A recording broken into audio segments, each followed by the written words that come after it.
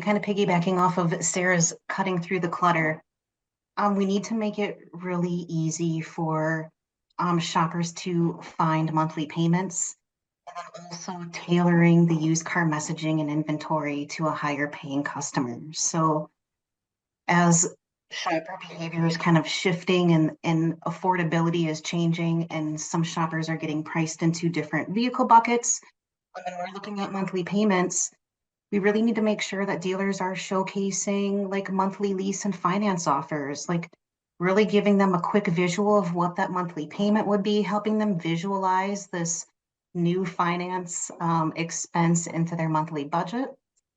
And then when we're thinking about used car messaging, we're seeing some new car shoppers being pushed into the pre-owned bucket. So really thinking about adding extra value in like our unique selling proposition to any of our advertising, just making sure that we're including that extra value messaging.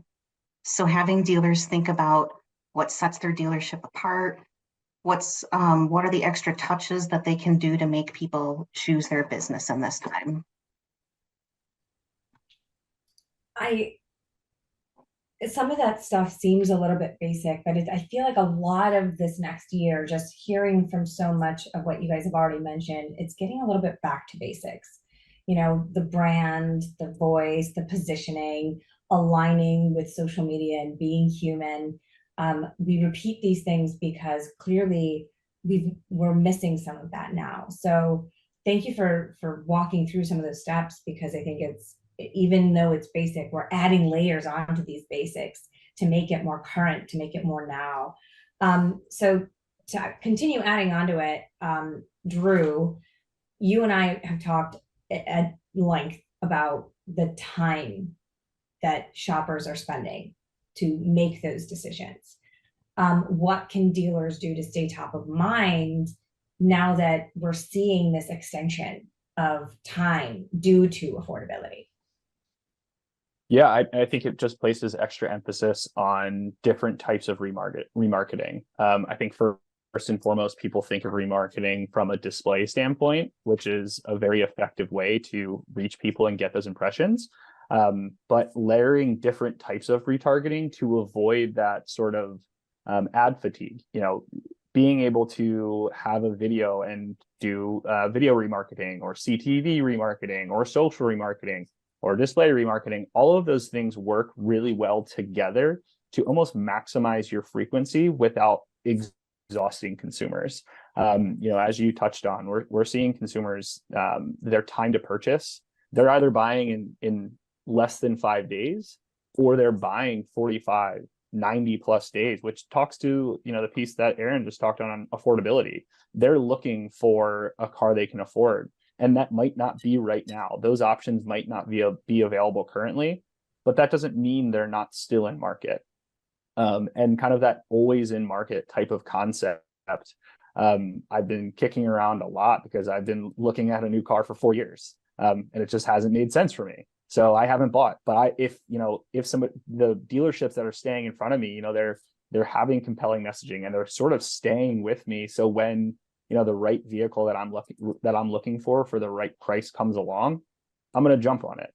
And I think that's sort of how we need to shift our focus, is how are you staying top of mind for all of these dealers in multiple types of ways? Because not every shopper is going to see one display message and then go buy a car.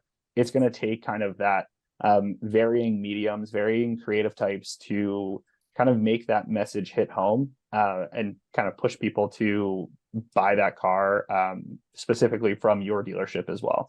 Yeah, it's that, going back to our philosophy of household-based kind of influence, right? We want to influence that entire home in as many different mediums as possible to pull them further down the funnel and just stay top of mind, because the number of times consumers are looking at so many different options and then just forget about the initial experience or the first place that they looked at, or the place that's closest to them. They're going to go with whoever is staying top of mind, because it is an overwhelming process. I think we sometimes undervalue because we live in it every day. We live in this world. We we underestimate how stressful it is to spend that kind of money on a singular product. This isn't a pair of jeans. This is tens of thousands of dollars. If you're spending that much on jeans, we are not in the same discussion. But ultimately, we need to kind of pay attention to what the consumer's experience is. So thank you for that. Let's also not forget about fixed ops. People are keeping their vehicles longer. Like you said, you've been in the market for 4 years. One can only assume that means you have to put in work to your car. So I want to talk about that, Drew. We talked about a lot of different topics, but because people are keeping their vehicles longer and we're talking about that duration, what is it that the fixed ops, the service related departments and dealerships that they have to consider right now? Yeah, I think it ties in really nicely to, you know, the brand loyalty and some of the social aspects that we've already talked about.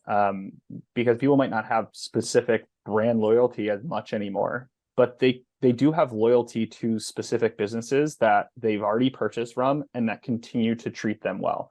And so when we talk about fixed ops and specifically like fixed op retention plans, you're continuing to engage one-on-one with a customer. So when they are ready to buy, you know, maybe longer because they're holding on to that vehicle, but when they are ready to buy, they trust you to understand how they want to purchase a vehicle, how they want to be, how they want to interact with a dealership, and make it really easy. And you know, if that's the type of loyalty that's, you know, way more valuable for a dealership right now than, you know, a specific affinity towards a certain brand. It's trusting that the company that you're choosing to do business with is going to do right by you and put you in the vehicle that you want to be in for a great price and a positive customer experience.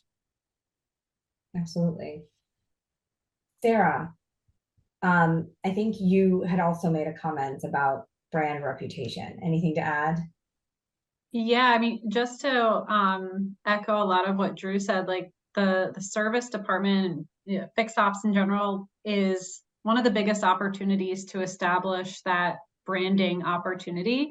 So if you think about just the engagement of a buyer, they're going to come in much more for service than they are for sales. So service is where you're making that impact, and recency bias is a thing. So if you just serviced your vehicle and you dumped all of this money into fixing that vehicle and you're starting to consider where to buy a car, that's that opportunity. If you had that good experience with that dealer in the service department, you're most likely going to be, you know, at least looking to them for potential sales. So I know we typically talk a lot about how we influence that from a marketing perspective, but I also think it goes for inside the dealership, making sure that the service department is trained and comfortable with identifying those opportunities for upsells based on the individual. So personalized messaging has never been more critical, and there is never a better opportunity than when the customer is literally in the dealership, whether that's sales or service, to make sure that we're really giving them that proper experience and capitalizing on those different opportunities based on their readiness of potentially buying a new car, or just that opportunity to establish a really good experience for them. So I want to bridge all of what we're talking about to Erin, what you talked about earlier with affordability, right? People are experiencing price increases across the board everywhere you go, even at restaurants. It just kind of, they list it. It's going to be more expensive to you. So when people are factoring in their insurance and maintenance of it, what can dealers do to help alleviate that additional price increase in the service department? Yeah, so again, going back to what Drew and Sarah just said about convenience. So bridging convenience with affordability. Having dealerships be transparent with pricing and service next steps and suggestions. So one thing that the general consumer is really leery about with dealerships is that the service department's always out to get them, right? So if we can be transparent with the pricing, if that is going so far as explaining like the value of using a certified dealership and certified service department with the service trained technicians or the certified parts, Or even like providing like a price comparison between like the general service, you know, Jiffy Lubes or the quick lube departments versus the service departments at the dealerships. I've seen those displayed on like easels when you drive your car into the service drive, even like a menu on the dealership website. Just being transparent about pricing and setting expectations. A few other things that would make consumers' lives easier would be providing transportation assistance while their car is in the shop. So a personal story that I have is my local dealership does not provide service loaners for quick lube service. Completely understandable. That's a really, really expensive thing. But what they do is set up rides with a local ride sharing company. So with Lyft or Uber, like I schedule my service appointment. I know I'm going to have a ride home. It's convenient for when it works with my schedule. I have the ease of scheduling that ride back to the dealership when my car is serviced. It's completely done for me and it's paid for, and I am not affected in any way. It's completely convenient for me. So just the ease of that transportation while their vehicle is in the shop. And then a few more things to consider is clear communication and updates throughout the service. So people just want to know what's going on with their car. And then the minimal wait times. So across the board, we're seeing like longer service times. It's not only taking longer to get into the service department, but the services are taking longer. So just making sure that we're really focused on convenience and transparency and setting those expectations in the service department.